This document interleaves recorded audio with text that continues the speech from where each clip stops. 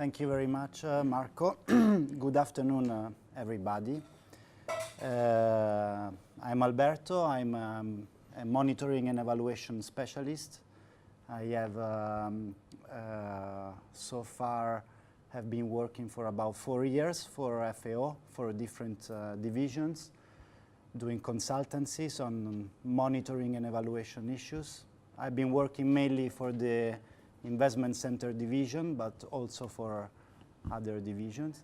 And as Marco was saying, I was involved in the design and conceptualization process of the Bangladesh CIP that Benoit presented this morning. And I'm also glad to see that there is a colleague from the Ministry of Environment of Peru. Before working for FAO, I was a UNDP officer in Peru, and the Ministry of Environment was established through the support of a UNDP project that I was involved. Today we are going to give some highlights, some I would say generic information of what results-based management in the context of CIP is. Intentionally, this presentation is generic because we are going to touch issues that would deserve much more time, but I'm here after my presentation to answer any question or any doubts you may have on some specific issues. So generally speaking, we are going to talk about CIP adopting the results-based management approach. We are going to define what RBM is. We are going to talk about the so-called RBM life cycle. Then I think at this stage it's important to emphasize the importance of the planning stage in RBM in general and in the specific process of CIP development. And then I will give some highlights on what are the main pillars, the key elements of a monitoring and evaluation system that can be set up to accompany the implementation of the CIP. And Tommaso, I understand on Wednesday, will share much more in detail the experience of the Bangladesh CIP on food security and nutrition monitoring and evaluation system. So I would like to start by saying that typically governments, development partners, they set their development goals and they design plans, programs, projects, policies, strategies, all those elements that I mentioned, they have different meanings. But in general, what I want to say is that the so-called results-based management approach is critical in any kind of planning for achieving development results. And in particular, the RBM approach, the adoption of the RBM approach helps enhancing the quality of those plans. The CIP can be considered as one of those plans. Of course, a project is a project. A program can be defined as a portfolio of projects. Policy is a policy. A strategy is a strategy. But all those elements can be improved by the adoption of RBM. How? The RBM approach that we are going to define in the next slides can help the identification of what is the CIP expected impact and result frameworks, the identification of the required investments that are needed to be implemented in order to achieve the CIP expected objectives, impacts, outcomes, and so on. The RBM promotes the development of M&E mechanisms, and also there is a need of planning for M&E. And this is a very important issue that unfortunately it is sometimes forgotten. But it's important to incorporate the monitoring and evaluation processes in the planning process as well. And finally, the RBM approach helps informing decision-making and learning through M&E reporting on CIP implementation. Benoit this morning clearly mentioned how the CIP on food security of Bangladesh is a living document. So every year, the government of Bangladesh produces the CIP monitoring reports. Those reports are analyzed and used and incorporated into new planning. So at the end, the RBM approach is a management approach which promotes a learning environment which supports enhancing the effectiveness of CIP development initiatives. So, but now let's go. I would like to propose a definition of RBM. This is not my definition. This is extracted from M&E literature. This is extracted from M&E literature. In particular, this definition comes from the UNEG, United Nations Evaluation Group. So RBM can be defined as a management strategy aimed at achieving improved performance on demonstrable results. What does it mean? It means that RBM is built on the interconnection of the processes of planning, monitoring, and evaluation. So when we want to adopt the RBM approach, we cannot separate planning from monitoring and evaluation. The three processes have to be connected. Now, how can we define planning in the specific context of CIP? But this can apply to any kind of plan. CIP planning can be defined as the process through which a vision of the CIP is identified by key stakeholders, key managers, and partners.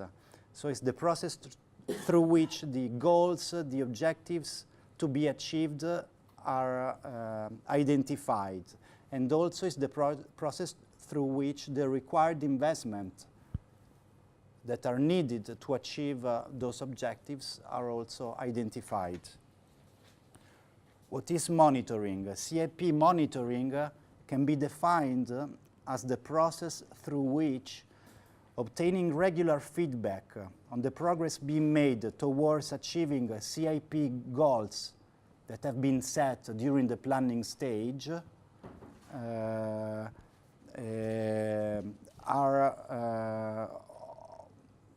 and the implementation of investment results mobilization.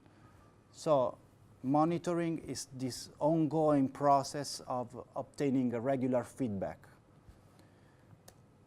Differently, because sometimes monitoring and evaluation are sometimes confused, often you can hear talking about M&E, the M&E acronym in generic terms. But in fact, evaluation is a different process Evaluation is a rigorous and independent assessment to determine the relevance and the extent to which CAP interventions really contribute to achieve the stated objectives stated at the CAP planning process. So I'm sure you all have heard talking about midterm evaluation, final evaluation. Those are different from monitoring, because in monitoring managers, they do this ongoing process of gathering information, analyzing what's going on the ground, the resources that are mobilized, how expenditure rates are developing, etc. So it's monitoring is an ongoing function. Evaluation is more rigorous, it's independent, it's not carried out by managers.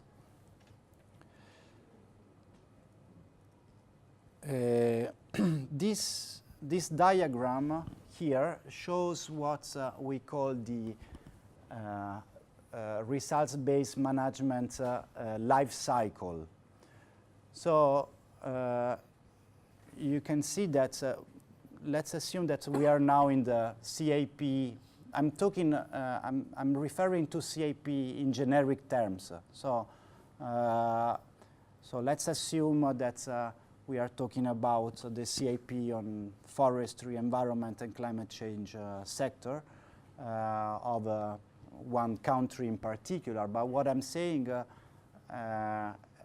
applies also to the CAP on food security of Bangladesh, of Tanzania, or whatever country it is. So this is those principles apply in general. So you start the process by planning, setting your goals, your targets. You develop your CAP results framework, and then the implementation of the CAP at some point will start. And when the implementation starts, also the monitoring and the evaluation processes start. And at the end, this diagram shows how learning from monitoring and evaluation processes will at the end feed again into new planning. So it's a life cycle, it's a circle. You start from planning, you go to monitoring and evaluation, and then you use what you learn to improve your already existing plans or to make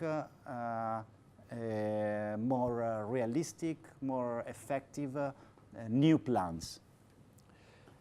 So planning, good planning, I would say, it's very important for implementation because when you set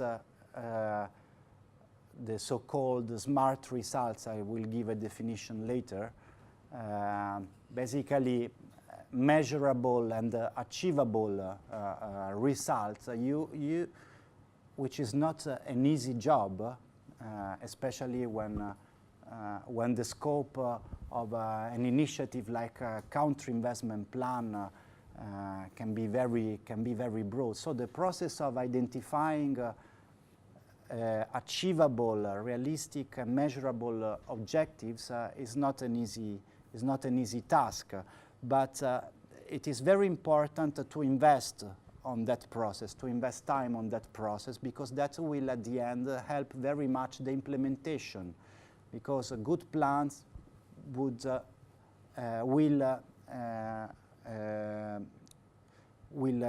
make implementation much easier, much more focused on the objectives, on the priorities, on the results that really matter for the development issues that the CAP wants to address. At the same time, effective monitoring and evaluation processes help learning from implementation to ensure that CAP plans are constantly improved to better contribute to development impacts.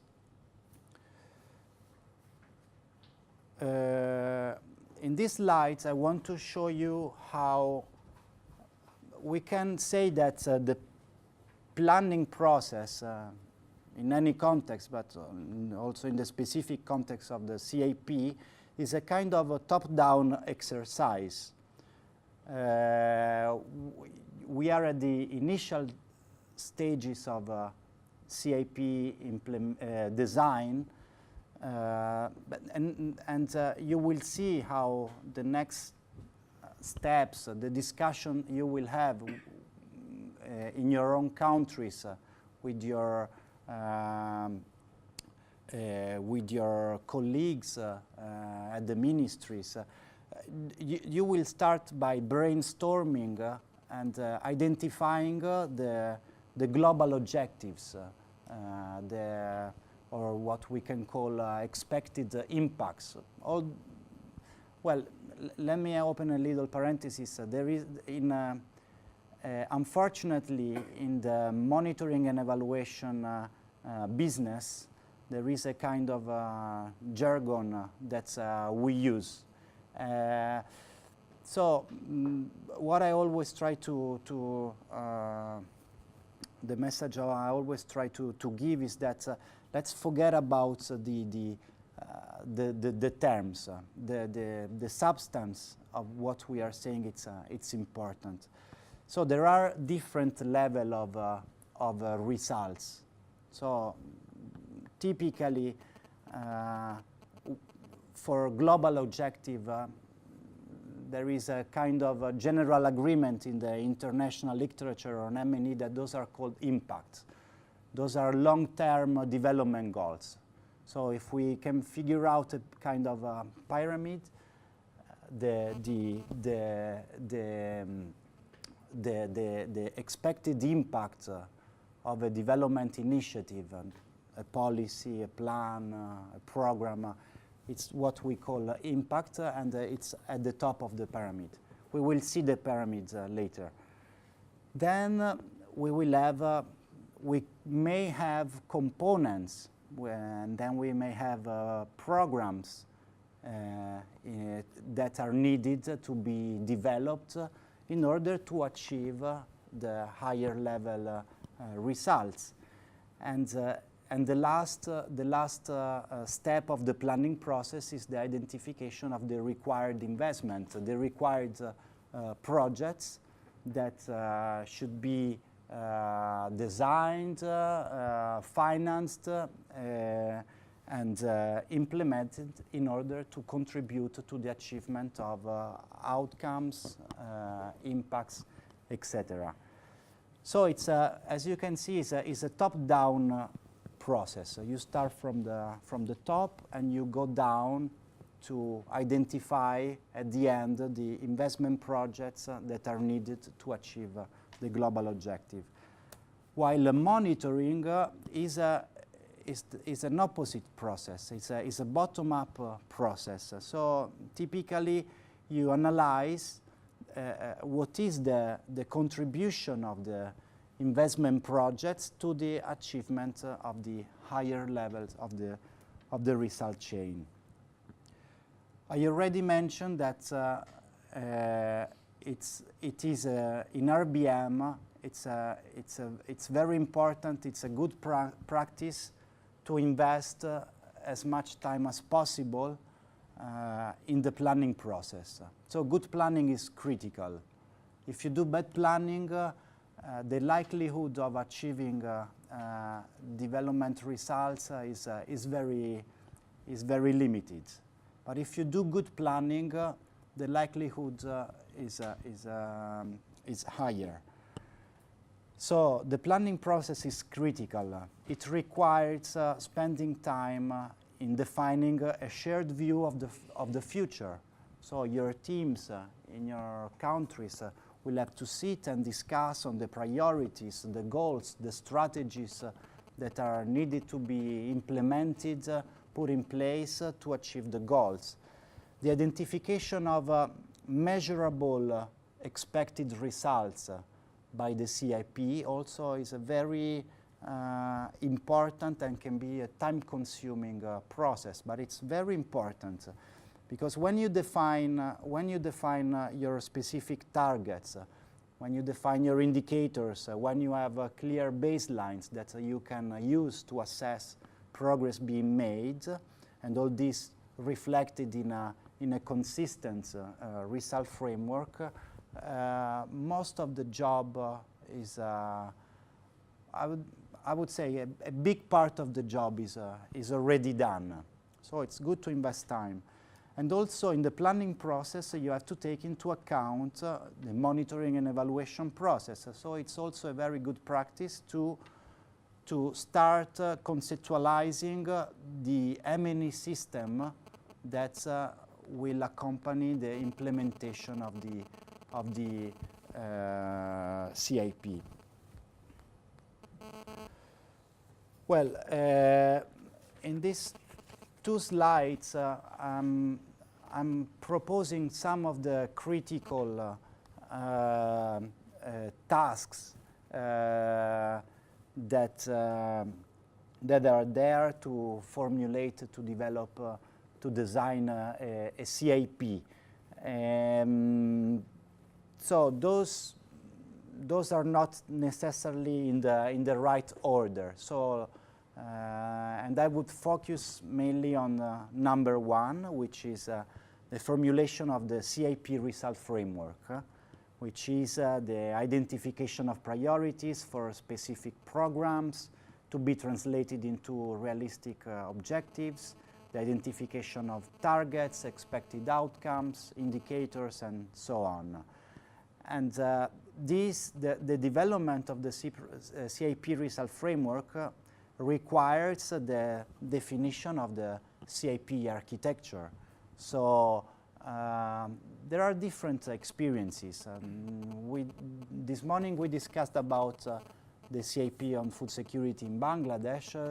It has its own architecture. It's based on components, subcomponents, programs, and investments. So it doesn't necessarily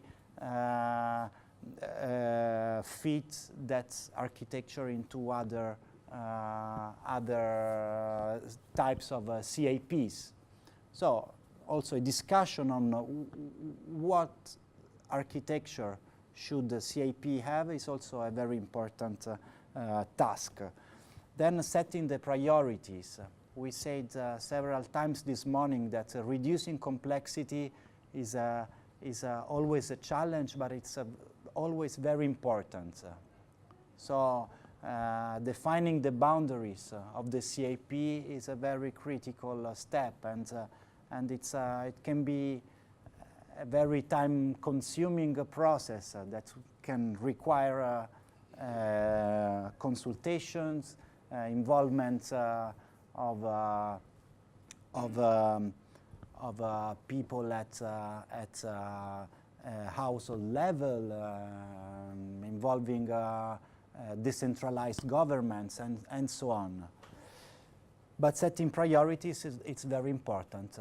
We want to have what we are trying to promote is a tool. CIP, we defined it as a tool this morning, and it has to be useful. So shouldn't be something mapping everything going on in the country and then just putting it in the shelf, but it has to be useful. So prioritizing is very much important.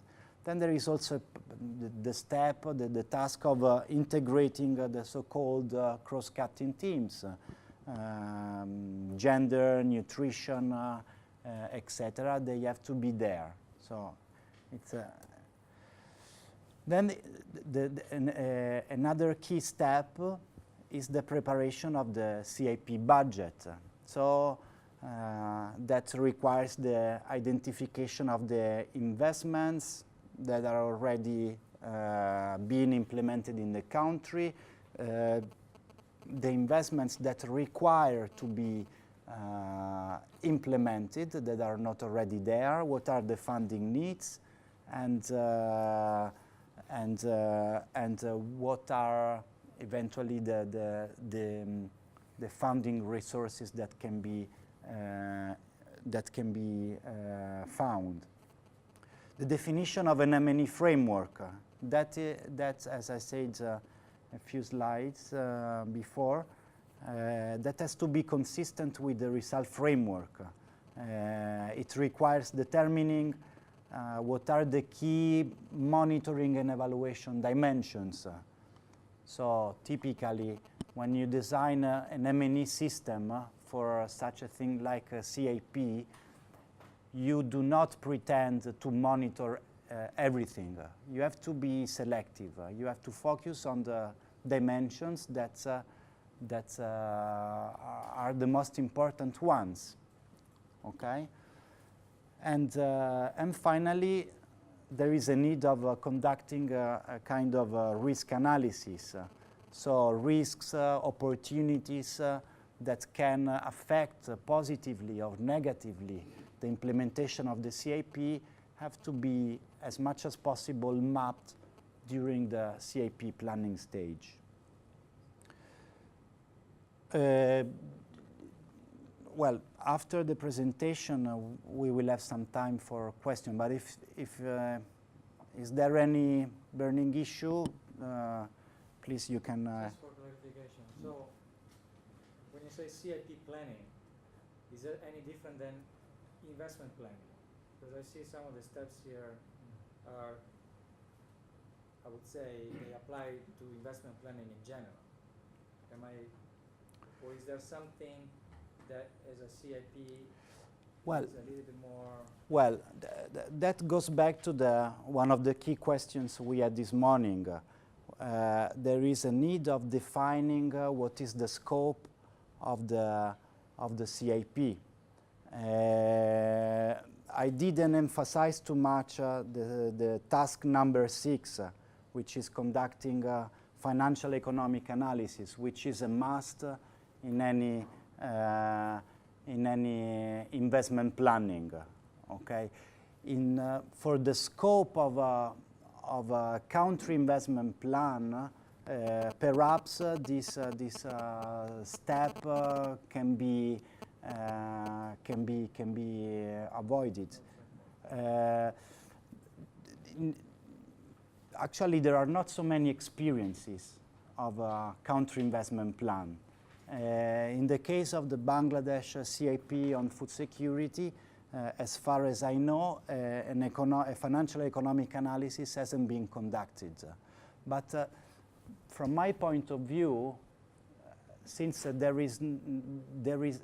doesn't exist a standard format for a country investment plan, this aspect of the economic and financial analysis can be included or not. That depends on many factors. It depends on the interests of the country. Depends on what is the purpose of the CAP? Is it a tool for mobilizing international donors' resources? Is it a plan? For the government to organize activities to be implemented in the country? So all that discussion, I guess, I understand that at some point will be raised. So there is not, from my point of view, a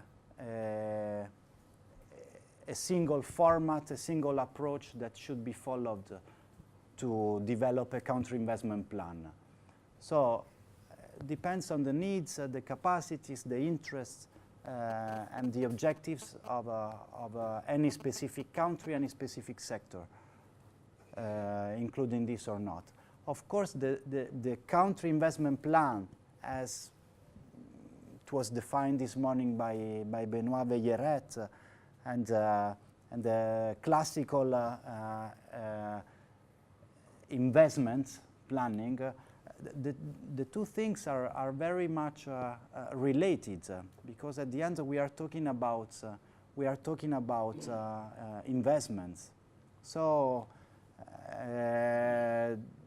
the country investment plan has some characteristics that make it more more special, I would say, because it is typically it's cross-cutting, it's broader, it involves different sectors and so on. So defining the scope is a kind of discussion you will have to have at some point. So now, I was saying that I was going to spend some time on what I consider a very critical step in the overall CAP planning process, which is the development of the results framework. So we were discussing about the results framework, which is, from my point of view, it's a very important, it's a critical step in the CAP planning process. So developing the CAP requires having discussion, developing a shared strategic vision on CAP key expected results. That has to be the result of a participatory process involving all concerned stakeholders at all the levels, also at the down level. And maybe there's a bit of I'm anticipating some of the answer I would like to give you on the top-down versus bottom-up process. So developing the CAP result framework has to be the results of a participatory process. That is fundamental. It's very important in order to increase the likelihood of achieving something important in terms of development. Then it requires setting the targets, the milestones that will help focusing on the agreed results during CAP implementation. The third step is about identifying the verification criteria to assess CAP implementation progress towards the expected results. That is establishing, designing, providing the necessary information in the result framework matrix that will be captured in the M&E system. So there is not a single standard format to be used for CAP result framework. This is just a simplified possible example of a result framework matrix. So you have your objectives, the indicators, the baselines, the targets. This is just take it as an example. So the result framework basically describes what is the cause-effect relationship among different level of results. So what is the relationship between activities and outputs, outputs and outcomes, and finally how outcomes contribute to the achievement of impact. Well, I guess you are all familiar with the definition of those levels of results. So at the top of the pyramid, we have the longer-term substantial changes in the development context. Outcomes are long-term development results, and we go down to activities that we can consider the investment projects that will need to be identified, financed, and implemented in order to contribute to the achievement of the outcomes and the general impact. For each of those levels of results in the result framework, it is very important that we make those activities, outputs, outcomes, and impact SMART. SMART is an acronym. It means specific, measurable, achievable, relevant, and time-bound. There are some techniques that are used to make results SMART. So typically, a result is smart when the result statement is complemented by a target, one or more indicators, and baseline information and verification sources. So this is a very important process, identifying all that information that also will make necessary developing a not too complex CIP or result framework, because if you have in your result framework something like 500 types of results, it means that you will have to identify 500 baselines, indicators, and so on. So it's always a good practice to make this as much simple as possible. So again, the result chain here represented by this pyramid has to be reflected in a kind of matrix, in a table. And reducing complexity is critical. It's very important. This is an example of, this picture, this table is just graphically showing a summarized table of the Southern African Development Community Regional Agricultural Policy Result Framework. So, and this is just a summary table of a 20-page result framework. Very difficult to be monitored and very difficult to be implemented. So reducing complexity is also an important lesson that we have learned. At the same time, it is very important in the CAP development process that the result framework identifies clear targets. The identification of targets, it's fundamental for carrying out the CAP budgeting. So if you, for example, if here under the column components, I'm just providing some examples, but if just to give an example, in terms of capacity development, let's assume that we don't establish any target here. Doing the costing of that component, it's simply impossible. But if we say that we want to develop the capacities of forestry sector officers at central, regional, municipal level, then we can start thinking about something concrete that and that is going to be fundamental for doing the costing of the CAP, which is also fundamental for analyzing what are the financial gaps of the CAP, which in the case of the CAP on food security was one of the main purposes of the CAP development. So let's assume that now we have our CAP planned. We have our result framework, we have our costing table, and we have our interventions, investment interventions identified. So we are ready to start the implementation of the CAP. So the implementation starts, and when the implementation starts, also the monitoring and evaluation process starts.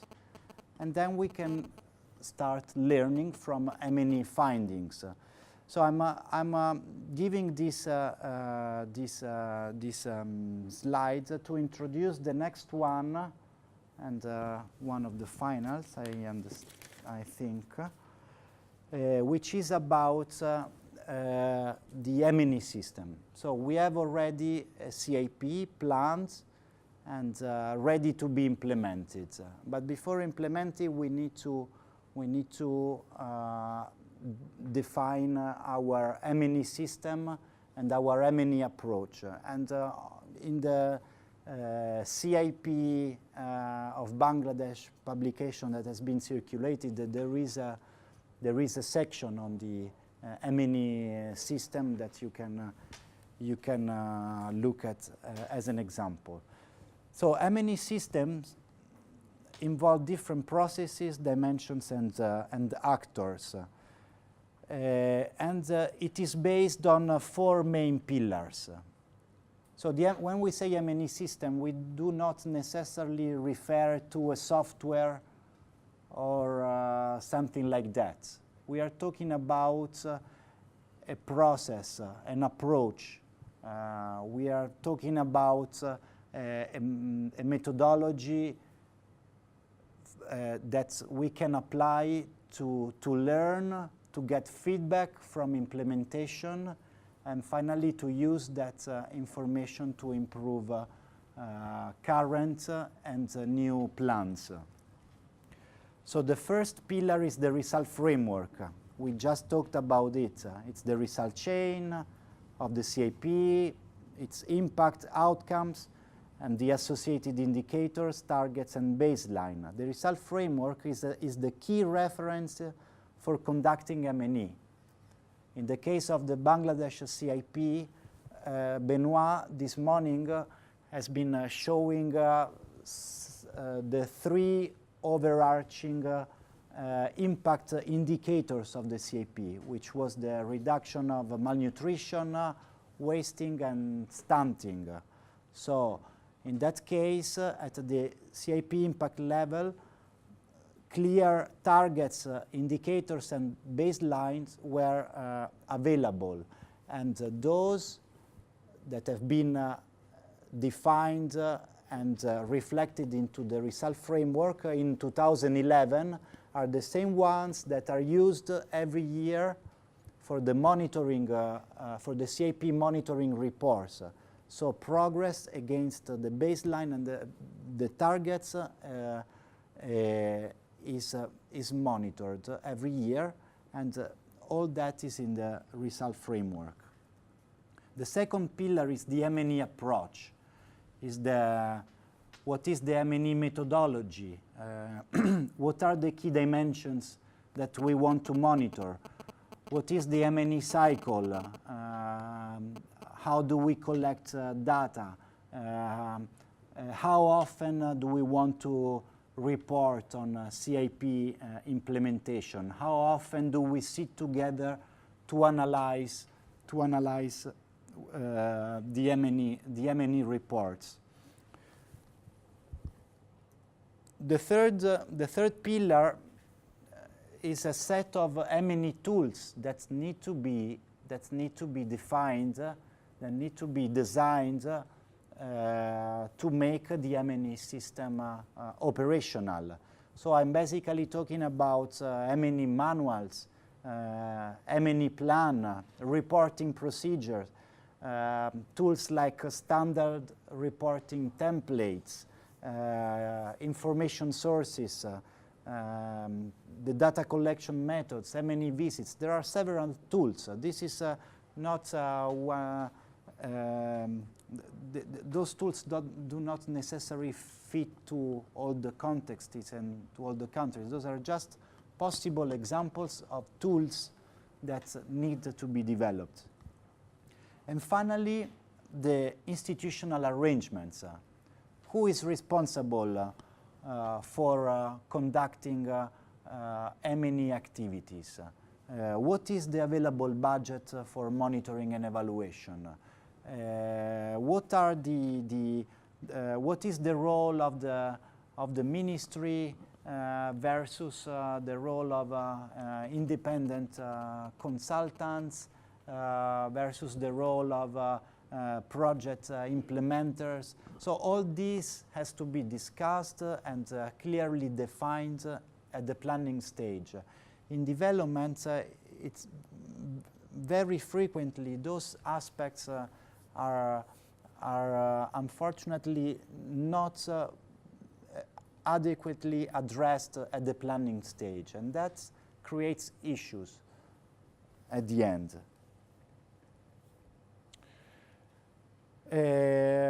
One slide on monitoring. Tommaso will cover those topics much more in details. But here I just want to say that the monitoring process, it's basically focused on two key dimensions. The first dimension is what we can call the substantial dimension, which is the analysis of the progress being made towards expected results. So here you monitor for instance, the physical delivery of project outputs, okay? And you combine this substantial dimension with the financial dimension. So when you have a CIP designed, ready to be implemented, when you start the implementation, you combine the analysis of the substantial dimension with the analysis of the financial dimension. So what is the budget execution rate of the CIP? What are the resources that have been mobilized? What are the financial gaps? So all those variables are moving all the time, and it's very important to be monitored. It is very important to combine substantial and financial dimensions of monitoring, because let's say that if you yes, the answer is yes. Because when you, for example, if you focus on the financial dimension, you have, let's assume your projects being implemented.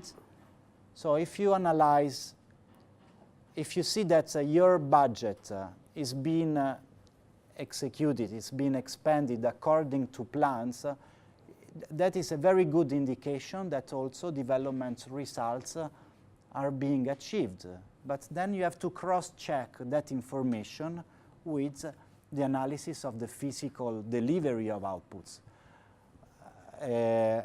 On the contrary, if you realize that your projects are expanding much less than what you have planned, it is very probable that there are some issues to be resolved. So the objective of monitoring in this perspective is to detect problems at an early stage to allow prompt corrective actions. There are some preconditions for doing monitoring in the way I'm presenting. You need to have a strong results architecture.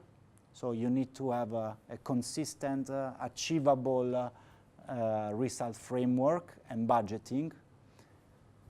Typical issue I've seen during my career in doing those kind of things is the over budgeting.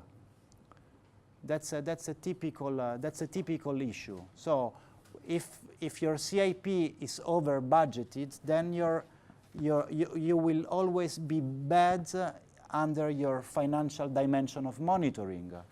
So it's always good and important to be realistic. And of course, collecting, being able to combine the analysis of the substantial and financial dimensions requires having an effective M&E system. Well, I'm going to skip this, but it's basically the M&E system